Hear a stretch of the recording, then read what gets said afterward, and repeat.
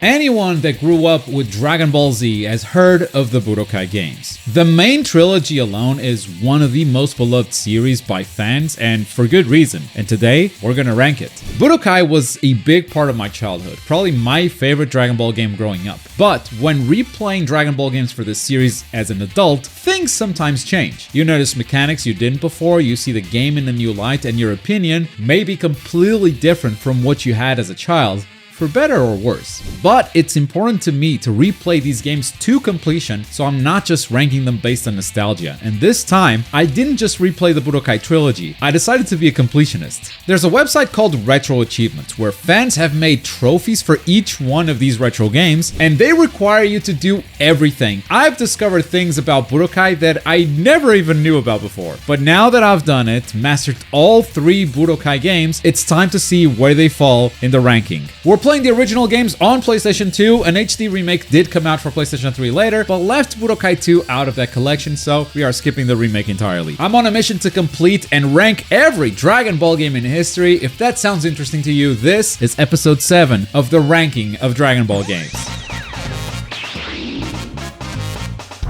Dragon Ball Z Budokai was the first 3D Dragon Ball fighting game. Final Bout looked 3D, but you could only move in a 2D space. This was the Tekken of Dragon Ball in more ways than you think. Not only can you finally sidestep, if you look at the combo list for each character, the game may only use 2 buttons, but with directional inputs in the mix, bro, no one is memorizing all of that. We've ranked a lot of 2D Dragon Ball fighting games so far, and as you can see, most of them were ranked pretty low. On the high ranks, we only really have the RPGs from the Legacy of Goku series and a couple of Tenkaichi games, which I would consider arena fighters instead of traditional fighting games. So think back to this time. Imagine it's 2003 and every Dragon Ball fighting game that came out so far was just mid to bad. Would you be excited for a new one? Well, you should, because Budokai 1 slaps. As a fighting game, it feels very unique with some cool new gimmicks. I mentioned the big list of combos, but what I didn't mention is that some of the buttons in those combos can be held to charge an attack. And a fully charged attack is unblockable, so that's part of how you mix up your opponent. But these moves can also be cancelled by tapping block. So the mix-up is insane. You can restart your pressure, you can go for a grab, you can go for another charge move. It is very scary to block in this game. These cancels are also used for combos, and they were pretty careful to prevent infinites from happening, because if you try to hit your opponent with the same move twice in the same combo, it will put them in a juggle state, which will make it harder to keep the combo going. But even if you manage to keep the juggle going forever, combo scaling will prevent infinites from being too busted. As a fighting game, Budokai is like nothing I've ever played before. But then, they also sprinkle the Dragon Ball on top of it. You can transform at any time, and transformations are incredibly powerful. Not only do they buff your character, the transformation itself has iframes, it's pretty much instant, and will guard break your opponent. It does everything. The downside is that after you transform, you can't use that transformation again. So it's like you have a limited number of these moves in a match. Unless you get hit while you're out of key, in that case you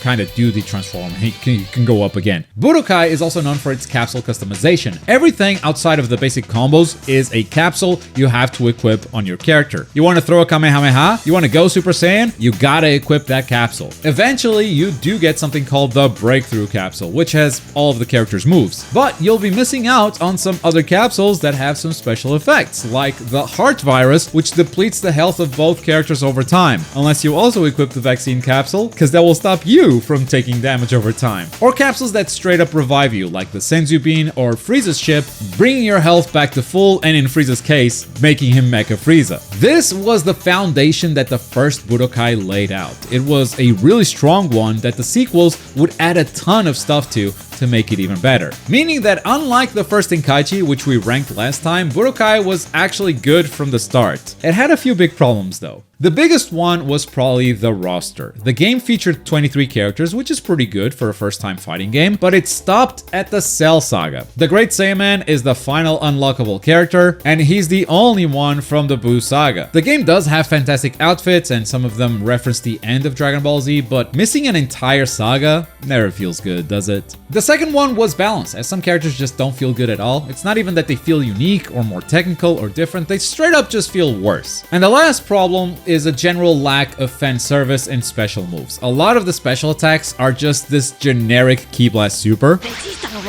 so a lot of your favorite attacks aren't even represented in this game at all. Content-wise though, I think this game is way better than I remembered it. Story mode is mostly simple battles with the exception of that one infamous minigame that everyone remembers, and a couple of training missions with special conditions. So gameplay-wise it is pretty simple. Where it shines is in the cutscenes. These tell the Dragon Ball story in a very abridged way, fully voice acted, but they are probably the funniest Dragon Ball cutscenes I have ever seen in any game. The intense zoom-ins, the aggressive vibrations, the crazy facial expressions. This is a story mode worth playing even nowadays if you have never experienced it before. It is that funny. I mean, who could forget this iconic Cell moment?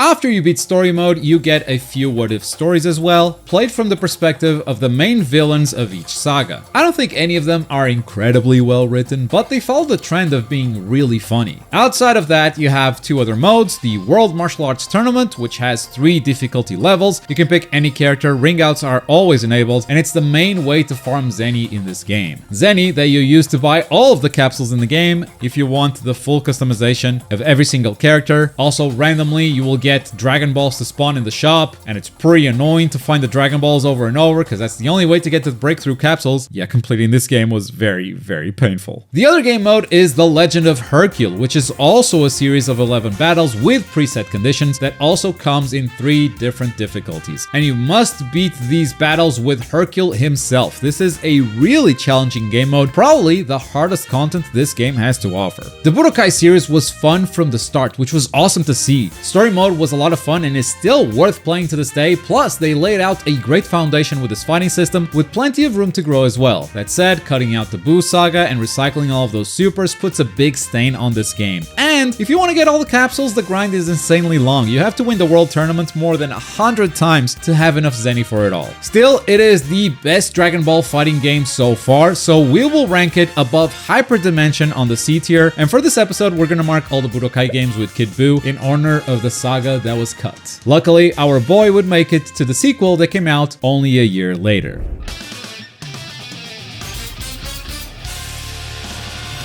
Dragon Ball Z Budokai 2. In many ways, the ugly duckling of the trilogy, the game that was skipped when the HD collection came out 10 years later, and that is despite this game adding a lot to the combat system. A lot of the problems we just went through in the first Budokai completely disappear here. We actually have unique ultimates and they are so much more cinematic than before. Landing an ultimate feels awesome now. Okay, that was a bad example. Yeah, it still has its fair share of generic ultimates, but it is a lot less than before for sure, and they also added a ton of minigames during those ultimates for increasing their power, or as conditions for dodging powerful attacks. Also, power struggles. It's not a Dragon Ball game without power struggles. The roster increased from 23 to 29 characters, and that is thanks to the addition of Buu Saga characters finally. We did lose Android 19 for some reason, as well as some Cell and Frieza forms, but the trade-off is still pretty good, especially since we also got fusions. In fact, you can fuse mid-battle if you nail the minigame. This is also the only Budokai game that had what-if fusions, like Goku fused with Hercule or Tien fused with Yamcha. That's a cool, unique Budokai 2 thing. And also, you can fail the fusion if you mess up the minigame, and you'll have to play as the failed fusion character. Super Buu can also absorb some characters that he never did in the show, including Vegeta, Cell, or Frieza. He really hates absorbing Tien though. The camera started having some rotating issues, which can be frustrating, but other than that, Budokai 2 improved the first game systems in every single way. The reason why this game is somewhat controversial is mainly because of its story mode. Instead of a traditional story mode with full cutscenes and voice acting, we now have a board game, taking you through the entire Dragon Ball Z story. The goal of each board is different, but usually it's defeating the main villain, ending the scenario, and moving the saga forward. What's interesting about this is how you get there. That could be the same way as the show did, or just completely different. And the game invites you to do it both ways, by giving you different character unlocks depending on who you fight and how you get there. For instance, you can defeat Super Buu by finding Vegeta, fusing into Vegito, and then battling against Buhan. But Gohan can also defeat Super Buu by by himself, avoiding getting absorbed in the first place, or if you want to unlock Videl, you actually have to beat Buhan with Mr. Satan. So there's some replay value and some unique interactions that are pretty fun to watch. And that's impressive considering you actually choose which characters you want to bring to each board in addition to Goku. Not all of them have unique lines, but a lot of them do. And all of that makes for a very unique, very original game mode. You just haven't seen this in any Dragon Ball game until maybe Dragon Ball FighterZ very recently. I think their story might have been inspired by this. But that did come at the cost of cutscenes, and now the story is basically told through talking heads on the board. They're still animated. I mean, this is what happens when you unlock Android 18, but you know, it's not a full cutscene. That's mostly why this game is so polarizing with Dragon Ball fans. Now, personally, I like the story mode a lot because of how ready to change the canon it was based on what happened in the game. It felt like a giant what-if story that I could shift towards or away from as I pleased. And I think it really works as a game mode that you can repeat a few times to see different outcomes, interactions, and to unlock every character. However, if you want to be a completionist and get every single capsule in the game, you're gonna have to beat this game mode over 40 times. Only at the end of the story can you summon Shenron if you have gathered the Dragon Balls. And many capsules can only be obtained here through a Shenron wish. And this game was not built to be repeated 40 times. It could have been if they had a little bit of randomness. You know, random boards, random enemies, random placements. It could have been a Dragon Ball roguelite that gave you something unique on each playthrough, but none of it is random. And so the grind was pretty boring after the first 5 playthroughs. I reckon most players did not go through this, however, as the PlayStation 2 version launched with a shop bug where you could just spam a combination of buttons to unlock everything. I didn't do that. I wanted to do things legit because of retro achievements, but still, this is how you unlock every capsule in the game if there was no bug. So I think it's fair to hold it against the game itself because it's how you get everything. It's not just something I did for some dumb achievement. Outside of this mode, you have the World Tournament, once again with 3 difficulties, ring outs enabled, but also a pretty weird rule because it did not allow fusions or absorptions. I guess it's because tournaments are supposed to be 1v1 fights, fusions or absorptions require a second character, and they wanted to keep that lore accurate. But it does keep us from exploring one of the big new additions to Budokai 2 as we're grinding Zenny to unlock every capsule in the shop. It could have made the grind a lot more fun if they just let us play with whatever. And the other game mode is Bobby D's Ship. This is a bonus game mode that you have to wish from Shenron, and it kind of mimics the energy tank Bobby D used to resurrect Majin Buu. You got 4 stages, each one is a different minigame. Doing well in the minigame fills up the energy bar, which unlocks characters and capsules. The first minigame is about defeating as many opponents as you can without regenerating any health. The second one is for surviving as long as possible, but your opponent is immortal. The third one is about landing as many hits as possible within a certain time period. And the final one is to deflect as many ki blasts as you can before time runs out. This is how you unlock Dabura and all the Boos, including some capsules for those characters. And once again, I think this is a cool idea for a game mode, but way too grindy if you want to get all of the unlocks. I ended up just deflecting ki blasts for hours until I unlocked Boo's absorption capsule, the last reward in this game mode, and then never touched it again. It's no wonder fans are split on this game, as the game itself feels like it doesn't know its own value. A Dragon Ball roguelite with replayability would be an awesome idea, but the replayability here feels somewhat limited, and the game asks you to do it 40 plus times. Fusions and Boo's absorptions are awesome as well, especially the what ifs, but you literally cannot use them in any single player mode. Only duels versus the CPU or against a friend. So all of those improvements end up being only used in very little content. Still, I feel like I should rank this a whole tier above the first Budokai. Yes, we did lose the cinematic story, but I think most of the value these games have come from playing them against friends over and over. And all of the battle improvements make this a better game than Budokai 1 for sure. Plus, the single player content is grindy, but it's not that bad if you're not trying to be a completionist. That said, we all know that peak Budokai only happened a year later.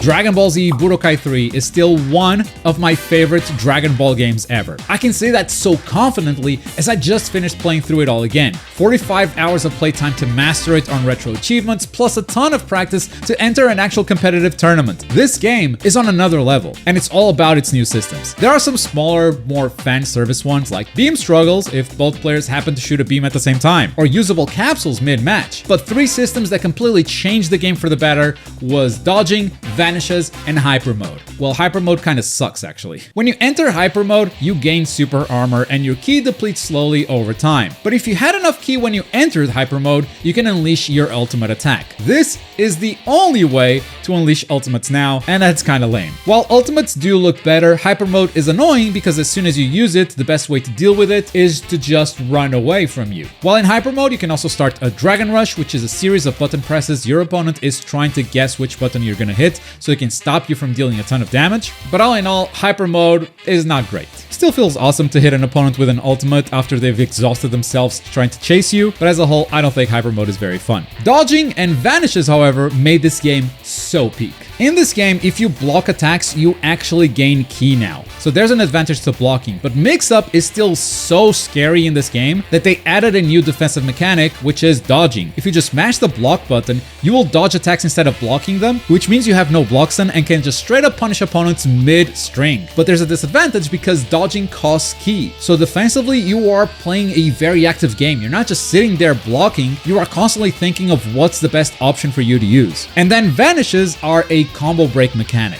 For 3 bars of meter, you can vanish out of any hit and attack the opponent from behind. The thing is, if the opponent also has meter, they can counter vanish you. And because it takes 3 bars, it's not something you should do carelessly, as you only have 7 bars maximum. If you time the vanish by holding down the button, you can also do an empty vanish, allowing you to start a full combo on the opponent's back. And you can also use vanishes offensively after knocking the opponent away as pursuit attacks for extra combo damage. This made ki management so much more important. But at the same time, it got rid of infinite combos or incredibly long strings, since as soon as you have 3 bars, you can just attempt to escape, while at the same time giving the attacking player plenty of options on how to deal with your vanishes if they see it coming. I would dare say this is the perfect combo breaker system. I love it so much. That alone was such a big improvement for the game, but then the roster also increased significantly, from 29 to 38 playable characters, while at the same time giving so many upgrades to each one. Unique ultimates, unique transformations, each character feels so different from one another compared to before, and a lot more faithful to what they are in the show. Plus, many of the characters had some really cool alternate skins, sometimes more than one. And that's just the game's systems. Then we get to content. Story mode is still very fondly remembered by everyone to this day, and I feel like it still has a lot of influence in how Dragon Ball games are made nowadays. And that's impressive considering the whole thing is told to you with some talking PNGs. Like, this is a step below slideshows if we're being honest. But story mode shines for its brand new overworld and RPG elements. For the first time, you could fly over the world of Dragon Ball, looking for capsules, the Dragon Balls themselves, random enemy encounters, or special interactions. This overworld alone was so immersive, so full of secrets, it gave us hours and hours of entertainment. Trying to find secret capsules like the Super Saiyan 4, unlocking certain characters using specific routes, or finding them in specific spots. It was an incredible RPG on its own. On top of it, it was more than just the traditional Dragon Ball story. This mode made you play through the events of Dragon Ball Z from the perspective of the character you picked. So while picking Goku gave you most of the Dragon Ball Z story, picking someone like Yamcha would mean that after the fight against the Cybermen, you skip the whole Namek arc and just fight against Dr. Gero next. It also lets you play as a couple of bad guys. Vegeta starts during the Saiyan Saga, and if you decide to explore a city, he will absolutely destroy it. The same goes for Broly. Broly's story roughly follows the plot of the Second Coming movie, and he is very destructive in his exploration. And this was a game mode that was built to be replayed in many different difficulties, as you kept your character's level and progression as you repeat stories, and playing in a higher difficulty actually gave you a lot more XP as you defeated enemies. But also, from the second playthrough onward, you would find alternate objective points that would lead you to what-if stories. And that goes for every single playable character in this game mode. They made what-if stories for all of them. The overworld was so good at giving us the illusion that we're the ones stumbling upon these discoveries and altering the course of history. And that sense of discovery is unmatched by any other Dragon Ball game. But narratively, I do think a lot of these what-if stories don't make a lot of sense. That might be because there was a ton of content cut from this game. I believe every character was supposed to have a story mode, and a lot of these what-if stories would feed into each other in the final game before they cut all of that content. I still think the story mode has a ton of content on its own, but some of the what-if stories ended up making no sense at all. Other than story mode, we still have the World Tournament Arena. This time it has 4 different difficulty levels, with the cell games being the last one, meaning there's no ring outs. It's still one of the main methods for farming Zeni, though the main one is actually Kid Gohan's story. You can get a ton of money before your first fight, so you just repeat that over and over if you want to get all the capsules by the end of the game. Still very grindy. And the other game mode is Dragon Arena, where you have a list of 367 opponents to beat. Now, you don't need to beat all of them. I beat all of them for a stupid achievement, but this time that is on me, because if you simply want to unlock everything the game has to offer, you don't need to go through that grind. What you should be using this game mode for is picking a high level opponent so you can get a lot of experience from defeating them, which levels up your character, and that unlocks higher level opponents. Once in a while, instead of fighting against an opponent you picked, some other character is going to break in and you'll fight against them instead. These break-in battles are how you get the Cell games, the Cybermen and Cell Jr. characters, and some unique capsules. So instead of trying to beat 300 plus CPU battles, you just fish for like 10 break-in battles and that's it. It's also a form of asynchronous multiplayer, as you can build any character you want and that will generate this long password. You can then share that password with a friend and they'll get the character you built added to their game. It's a long password, it's very annoying to type out, especially on a controller, but it's cool that you could even do that back on the PlayStation 2. I love this game so much that even nowadays I'm having fun learning it, mastering it, competing in it. It really shows how timeless it is. Great roster, great story mode too, even if the story is just a bunch of talking PNGs. I wish the what if stories were told better, or that they rewrote them after cutting out the content they did. And if you want to get all the capsules, farming the Zeni is still super grindy, even with the Gohan story method. A lot of people have asked me throughout the years whether I prefer Budokai 3 or Tenkaichi 3, so I guess this will definitively answer that question, and the answer is Budokai 3 for sure. But I know this is mostly a personal preference thing. I respect the hell out of Tenkaichi 3 and even acknowledge that it has more and better content than Budokai 3. But when it comes to boxing another player, Budokai 3 is just too good in my opinion. At the end of the day, there's always going to be a little bias in these rankings, even if I try to be as objective as possible. But if you know me, you probably saw this coming. I mean, Gregory is in the middle of the versus screen. If that's not foreshadowing, I don't know what is. But that concludes another episode of the ranking of Dragon Ball games. We'll be back next time with whatever you decide. Where should I go next? Let me know in the comments down below. And as always, thank you very much for watching. My name is Globku, and I'll see you next time. Bye.